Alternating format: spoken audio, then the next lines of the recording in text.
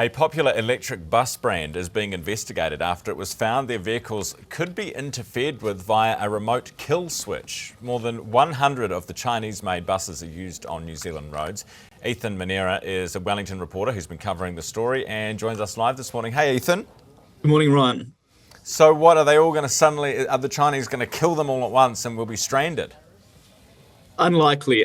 New Zealand agencies say they've been closely monitoring this situation. It started after Norwegian officials actually discovered the issue on some of their fleet that they'd bought in. They discovered that the SIM cards installed on board, which are designed to sort of collect data and control functions like air conditioning and so on, actually had the ability to disable the buses themselves. And so they obviously launched an investigation. That led Denmark to launch an investigation. The UK also launched their own investigation. Australia is looking into it as well, launching its second investigation. And so I sort of saw this internationally and thought, well, there are New Zealand operators running these buses. And so went to Metlink, AT in Auckland, and Metro in Christchurch, who came back and said, they were aware of the issue and were monitoring it, but ultimately aren't concerned about the safety of New Zealand's fleets. Right, so the operators are saying basically nothing to see here, nothing to worry about.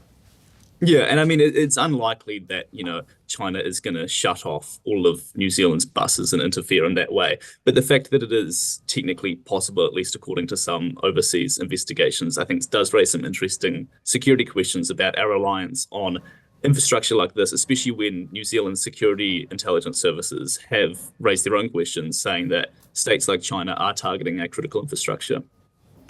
Plus, we're just about to buy our ferries from China, right? Yeah, and there were similar security concerns over the ferries. The shipyard that's building our ferries, Guangzhou Shipyard International, is a state-owned shipyard. They also make a lot of China's Navy vessels.